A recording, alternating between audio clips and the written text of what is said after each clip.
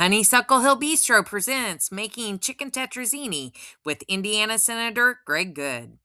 Hey guys, it's Jodi here with Honeysuckle Hill Bee-stro, and I have Greg Goode, Indiana Senator from District 38, which encompasses here in Clay County and Terre Haute and part of Vigo County, and part of Sullivan County. So, Greg, thanks for coming and sitting at the table and having a conversation with me. Thank you for having me. I'm excited to be here in your beautiful kitchen and your beautiful restaurant, and you do so much for your community, and I'm honored to be with you. Well, I'm just tickled as punch to have you here. So anyway, Greg, you're running. This was actually, even though you are a current Indiana Senator, this is the first time that you have actually ran for the race because you were caucused in. Correct. In 25? In 23. In 23. In fall of 2023. Okay. I didn't realize it had been that long. Okay. Yeah. This isn't the first time that you've ran for Correct. an office, though. Yes. So I first heard about you before I ever even started really paying attention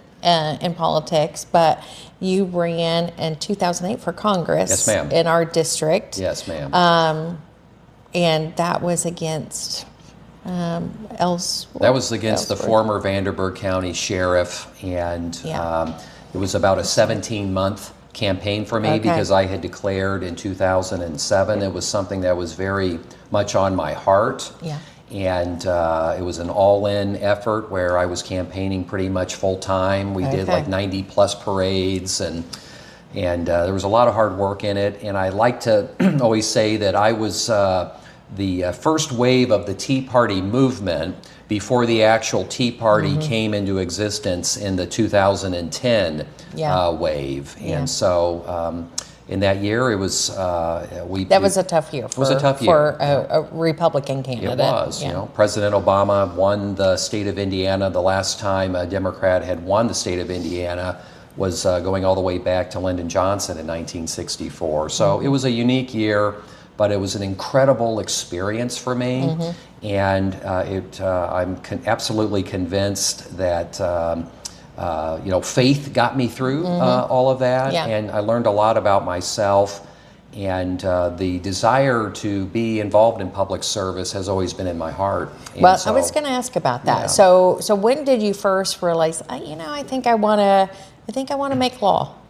Well, I had the opportunity when I was a junior in high school to serve as a page to then State Senator Ed Pease. And Ed, back in the day, represented Clay County along with a number of other counties. And that's when I first met Ed, and I really first got a glimpse of the importance of public service, especially if one can serve in a gentlemanly way. Certainly being a person of conservative conviction, but then also with compassion and finding ways to work with people who you may disagree with on a lot of things, but to be able to find ways and common ground to make public policy. That's how then state senator, and then he became Congressman Ed Pease. That's how he operated. He was immensely influential in my life, and that's how I try to serve. So it goes back to when I was in high school. Okay, nice. So I assume that you went to college. I did. And so what did you major in? So I, again, through Ed Pease, who was working for Indiana State as an administrator at the time, I was recruited, so to speak, and so I earned 2 degrees from ISU in political science, and then I earned a master's degree in history, and then I went on to do graduate studies at the Catholic University of America while I was working in Washington, D.C., and then I'm still chipping away at a PhD through Virginia Tech and in public policy. So I'm a big believer in lifelong learning, whether it's through a formal educational experience or do-it-yourself learning or through certificates. But I think we should always try to keep growing in some way. And so education's very important to me, and it's just another nice side challenge in my life. Yeah, exactly. So I feel like if you're not learning, you're dying, you know. Absolutely. So what did you do in D.C. whenever you worked in D.C.? Well, I mentioned Ed Pease. This is the guy who's a common theme in my life. He, in 1996, former Congressman John T. Myers, who served from 66 to 96, announced that he was going to retire. I was going to study abroad in Israel at that time, and then Ed decided he was going to run for Congress. There was, I think, an 11-person primary at that time. This was when Vigo County, Clay County, we were all part of the old 7th Congressional District with Tippecanoe County and Hendricks County. And then so Ed, I decided I was going to put study abroad on hold, and I went all in working on Ed's campaign. He was elected, and then he hired me to be his director of constituent services casework. And then I also worked as his senior legislative aide on transportation appropriations policy work. And he was on that committee. And so had the opportunity to live and work out there for about 5 years. It was a great experience. But then when Leslie and I got married, we knew we wanted to try to raise a family back home in Indiana. So did you meet Leslie during your time in D.C. or here? Met her at Indiana State University. Okay, nice. And we were both part of the Greek system, and her sorority, my fraternity, we were paired for homecoming, and it took a couple of tries to convince her to give me a shot, but she did. Thank you. And I'm deeply blessed. Good. And we have one son, Jackson, and I think she knew at some point, what she was getting herself into. Marrying a guy whose love was for government and public service and politics, and I'm very blessed. And Jackson, he is continuing his education, and he helps you a lot on your campaign, and that's handy to have a sidekick that knows you so well. He is a very special, unique, mature young man.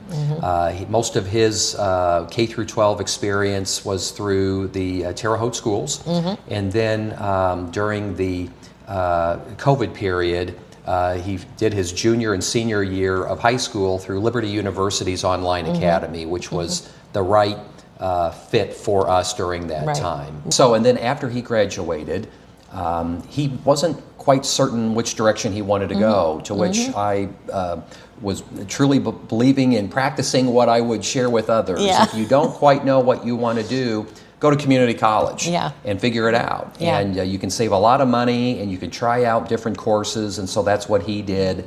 The idea being, hey, knock out your freshman credit. He really liked it so much that he wanted to stay, and so he's just a few weeks away from earning his associate's degree, and that has also allowed him to really be my campaign right hand. So he and I are on the road a lot together, and it's immensely special to get to experience this age of his life, and to do something bigger than ourselves together. So you're going back, you're running to go back, next year to the Senate. You're still in session right now. What is something that you want to for sure get accomplished that you have not gotten accomplished yet that you would really like to see accomplished? Well, any piece of public policy, if it's really trying to get to the root of an issue, it takes time, and sometimes it takes a couple of tries. One of my accomplishments, if you will, that I'm very proud of is ensuring that we have local trustee representation on the board of Indiana State University. There was a period of time a few years ago, it was the first time in the university's 100-plus year history where there was no one from the Wabash Valley, in particular Vigo County, serving on that board. And I think it's very important to have sort of that local representation to ensure the types of outcomes that perhaps we desire. A couple of bills that are still a work in progress. One relates to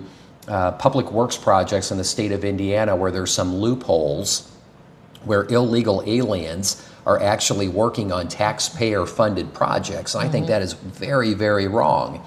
And so I have very deep and long-lasting relationships with our building and construction trades. And those folks called this to my attention, and so we're working to close those loopholes. We're still going to try this session. We're approaching the final week to try to get it across the finish line. We got it past the Senate. It's gotten held up on the House side. Okay. So we're going to try to make one last push. That may be something we're going to have to visit next year. And then taking on the dollar law. Right now in the state of Indiana, if a school, K through 12 school building is to close or to be retired, it becomes eligible for $1 for another entity to come along and purchase that taxpayer-funded asset.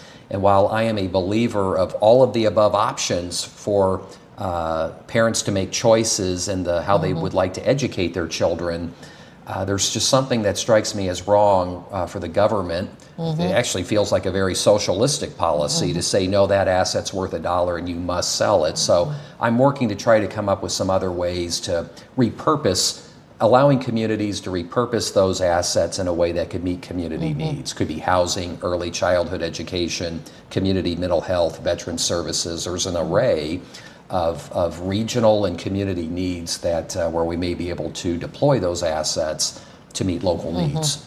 So I see, and I did not know that was a law until you brought it up this session.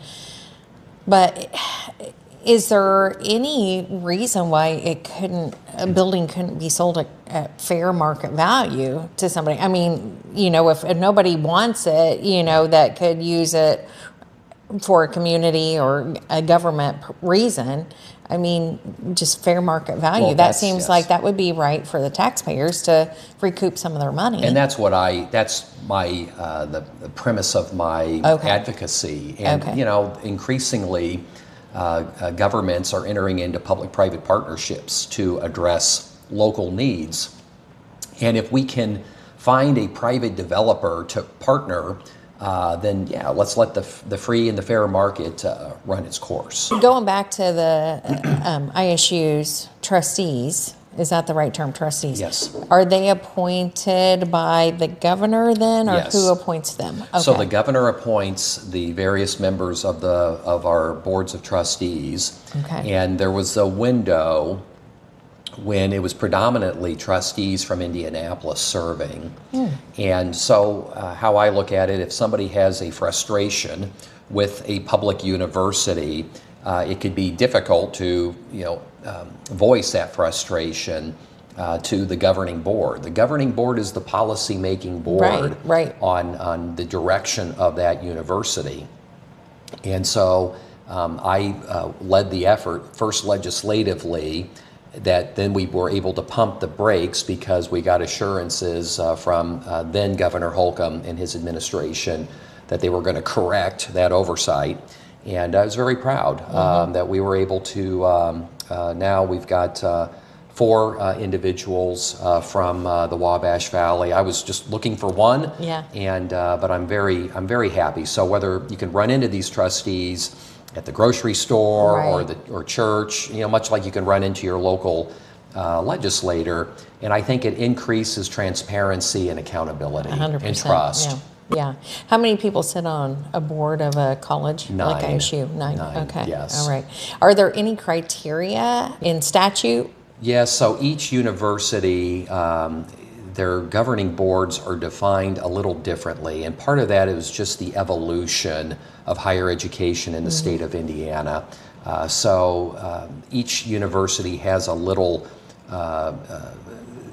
change here and there that's more impactful to the respective mission. Right, So for instance, I'm working with Ivy Tech right now to make some changes to its governing board because it's more specific that members of the board they need to have an individual with a particular type of expertise or work experience. So given the increasing prominence of life sciences, that's one of the categories that we want to be able to have on the Ivy Tech board. Gotcha. Now let's go to some rapid fire questions, Sure. okay? Yeah. What's your favorite book?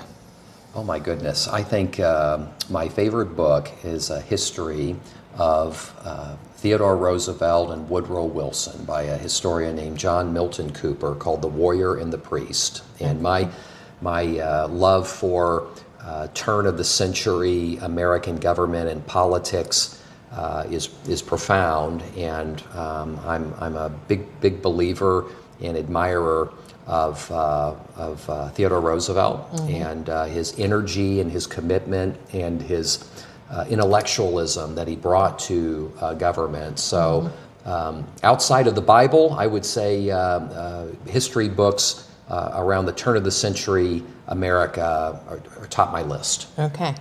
How old were you when you read that? I'm just curious. Excuse me? How old were you when you read that? Well, is that a recent read, or is that? I've actually read it 3 times, Okay. and I first read it when I was in college. And Okay. then, it's a great question. It seems like about every 10 years I revisit that book. Okay, yeah.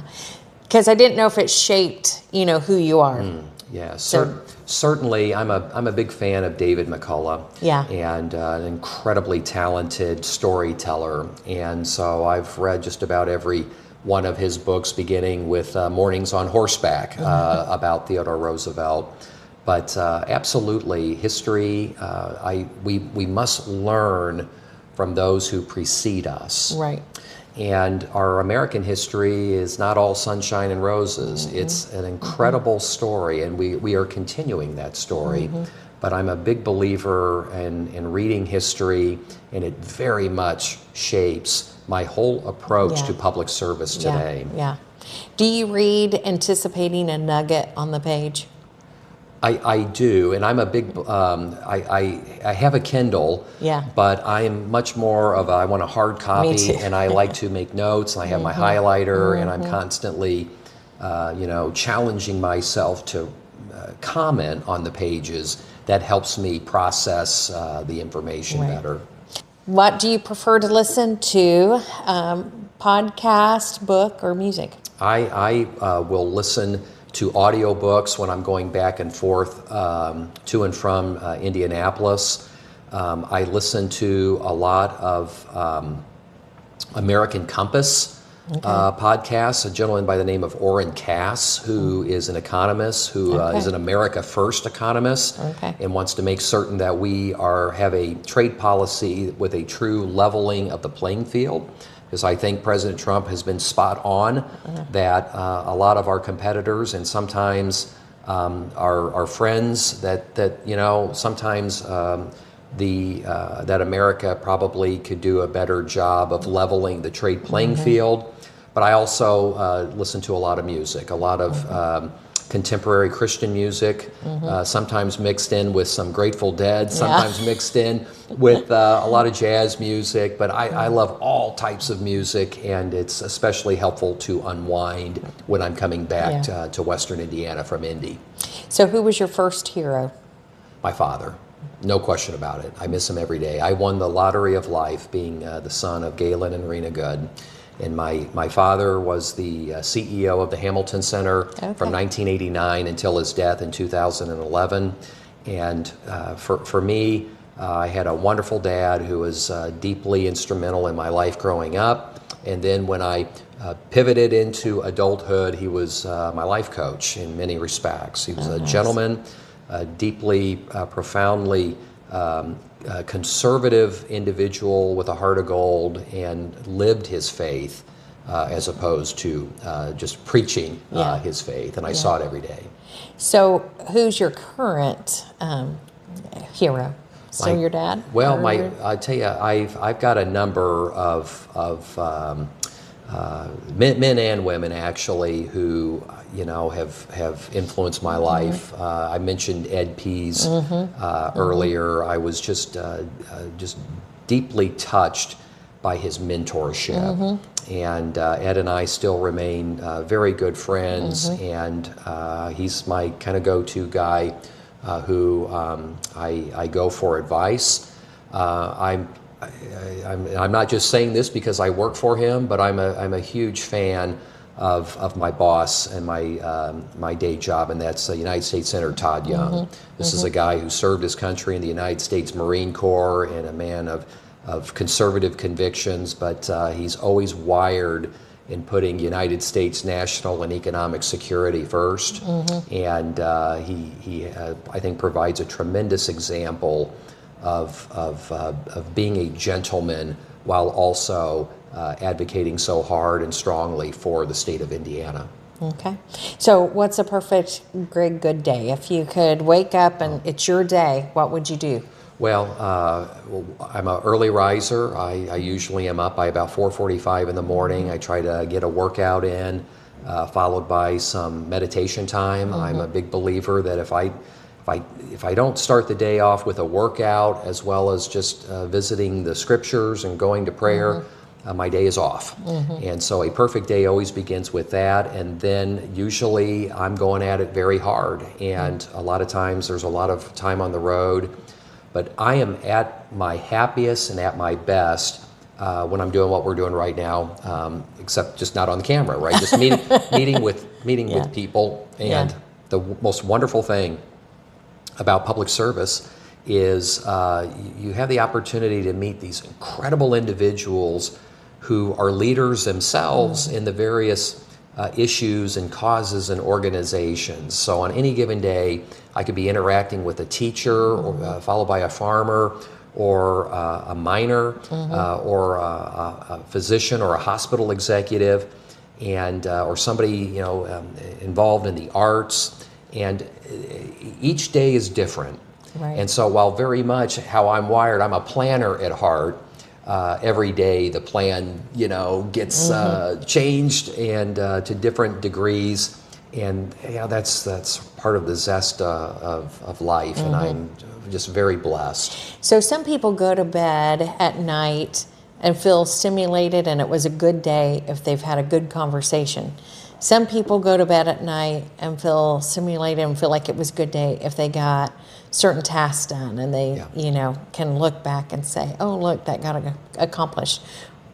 What excites you more?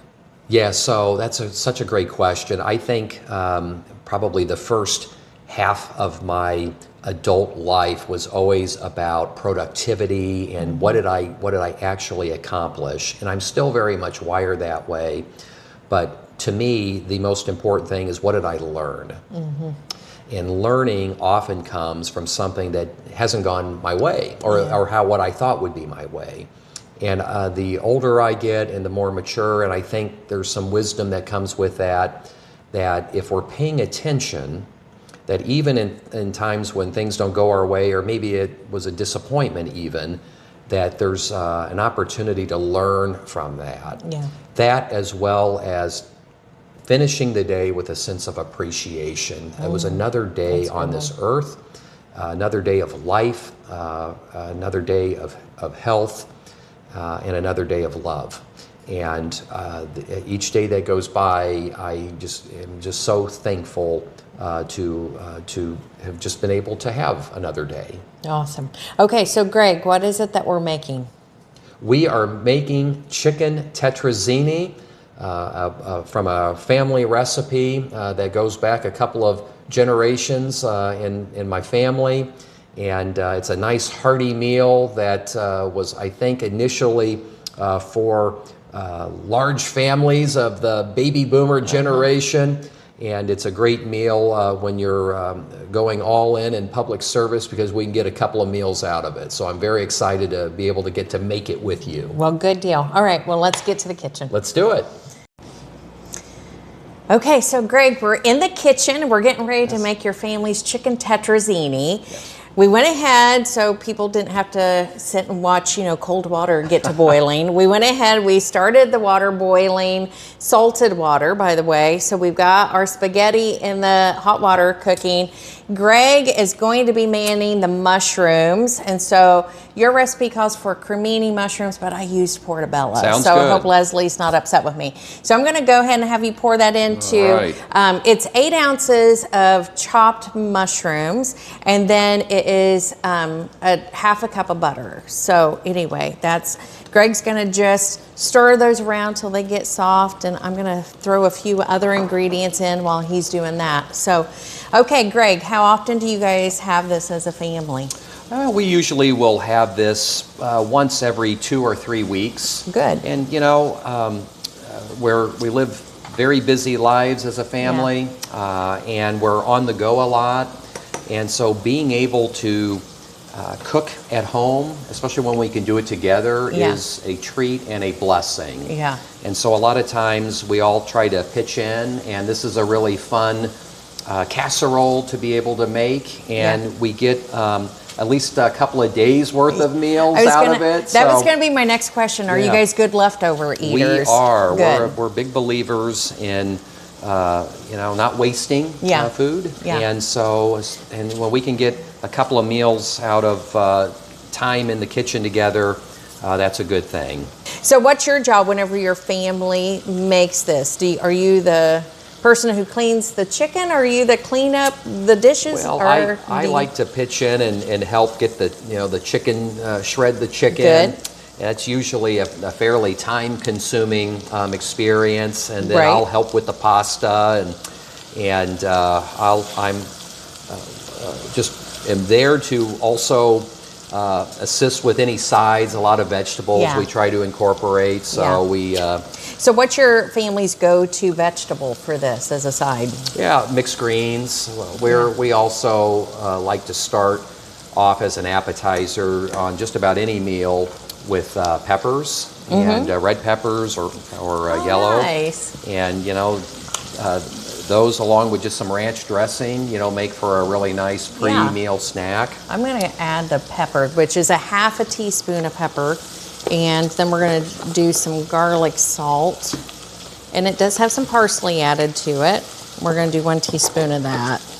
We're adding that to the mushrooms just so we can get that in. There we go. I feel like you could create a whole meal. You know what? After this experience, I think Leslie's hoping that I'm going to take charge of this. So you came to do this as a cooking video. There She sent you as training. Okay, gotcha. That's good. That's good. Leslie is a vegetarian. Okay. With some exceptions, and this is one of them. Okay, so good. A lot of times, what we'll do is we'll make different types of pastas without any animal protein. Right. And then Jackson and I will get on the grill outside, or we'll use the cast iron skillet, and we'll do beef or pork or other types of dishes that complement the meal that Leslie is making. Nice. Okay, so I'm just dumping this pasta. I'm going to use this pan. Because, Greg, anybody who watches our videos have probably heard me say this with every cooking video. We do not have a dishwasher on the whole property. So I'm a dish conservative. So we try to use as many reused dishes as often as we can. So like here I'm getting this chicken out with a knife out of this measuring bowl. So, and I'd say your mushrooms are good. So we'll shut this off. There we go. And I'll just have you pour the mushrooms and the butter into that pot. So what was your favorite meal whenever you were growing up? Well, I, as a young man, like a lot of growing youngsters, I love lasagna. I always have loved pastas. Yeah. And we were growing up a family. It feels so much like it was a different age. I'm going to borrow this. Sure. We rarely ate out. Yeah. Maybe after church on Sundays, but we were just very blessed. We had a lot of meals at home and really embraced family dinner time.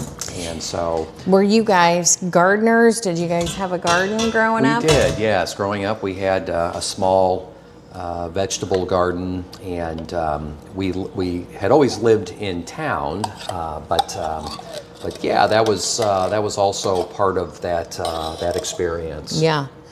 So what was your job? Were you a weeder, or were you a vegetable picker, or what was your task with the garden? So it's interesting. I really started working, you know, have always been very intrigued about when children actually begin to embrace the importance of work. And so I have very fond memories working in a garden with both of my parents, but particularly my mother. And so she and my dad really instilled in me the importance of work and contributing. Contributing to something. And that still very much stays with me. Okay, so Greg, I didn't say what I was just putting in. So we put in 2 cans of cream mushroom soup. So, okay. And then we're gonna do 8 ounces of sour cream, and 8 ounces equals a cup. So I'm using a 1/2 cup scoop, and I'm doing it twice. So that's why we got that. And then this is a mixture. It's a total of 24 ounces of cheese, 8 ounces of Parmesan, 8 ounces of mozzarella, 8 ounces of an Italian cheese blend. So we're putting half of it in this mixture, and then we're gonna put the rest of it on top. So this is, you gotta like cheese. Oh my gosh, I love cheese. I love cheese. Now some cheeses, I'm not a big brie person. How do you feel about brie? Do you got a strong opinion about it? I don't think that there's a single type of cheese that I dislike, so I love it Well, now all. I feel like that's a challenge. Now I feel like I need to order some different cheeses and have you try it. Yeah. No, I love everything. So lasagna was your more of your favorite. Did you have a certain birthday meal that your mom would make for you whenever you were growing up? You know, my birthday is in May. Okay. And we were also a very big family that loved to cook out. And so, you know, we didn't, growing up, steak also was sort of a luxury. Yeah. And so when I had the opportunity to make a birthday request, it would usually be like a New York strip. Oh, nice. That, wow. my wonderful father would make for me. And so, yes. He would slave some extra hours just to get you your steak. That's right. You don't think about that whenever you're a kid, but then you're an adult. It's like, oh man, you got to add steak to the grocery menu this time. Okay, I'm going to get in here with my hands. So we put in a whole rotisserie chicken. I know I'm not saying that right, guys. Sorry, my Hoosier hick sometimes does not make my mouth form right. So anyway, all right, I'm mixing that together. And then Greg, that pan right there, Leslie sent this recipe with you, so she said to butter the pan, which we did before we got started here.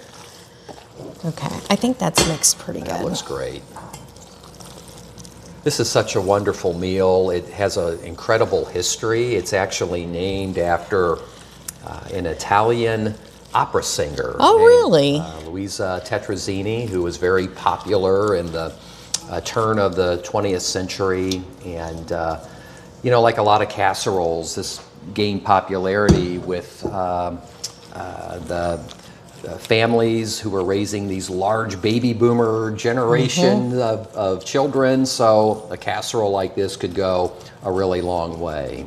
So have you done this with turkey, like after Thanksgiving and stuff? Yes, that's another wonderful way to make a very similar meal. Okay, so I'm going to ask you this question. Yes. Let's use your memory bank here. Okay. Does she put the cheese on before she initially puts it in, or does she put the cheese on midway through? Boy, do we need to give her a call? I think. Well, let's look at your, because Greg's got the recipe on his phone. Yes. I have it on my phone, but my phone's being used to record this. So we're kind of phoning a friend here. So sprinkle the top with the remaining cheese, or less. Yes, cool. There we go. Was I supposed to mix that? Was it supposed to be layered, that soup mixture, or did I do it right? You got it right. Yep. Okay, all right. Okay, we're going to put this in a 350-degree oven for about 30 minutes. And then after that, we'll try it. Okay? All right, I'm looking forward to it. All right. Okay, so Greg, let's look in here and see if this is done. Is that, I think does that it look looks- like I the think it way looks that great. Leslie makes Yeah, it? can we go and take it out? Yep, let's go Okay. ahead and take it out. I'm going to have you put it right here. Okay. I'm making you do all the heavy lifting Happy here. to do this. There you go. You set that right All right. there. Oh, it looks so pretty. Doesn't that look great? Perfect golden. Yes. So, all right, I may have gotten a little big with my spatula That's here for okay. serving, We're but hungry. anyway, I am. Are you hungry? I am. Andy's working the camera, and I know he's hungry. So anyway, all right. Is gotta this take- how you guys typically Yes, serve it, like that's in perfect. squares? Okay. Yes, that's the way to do it. Okay. I don't want to screw up your family tradition. Let me hold that for you. Okay, sure. That'd be great. Like that. Okay. There we go. Nice. Okay. We can set that down. Okay. And here's another one. Thank you. All right.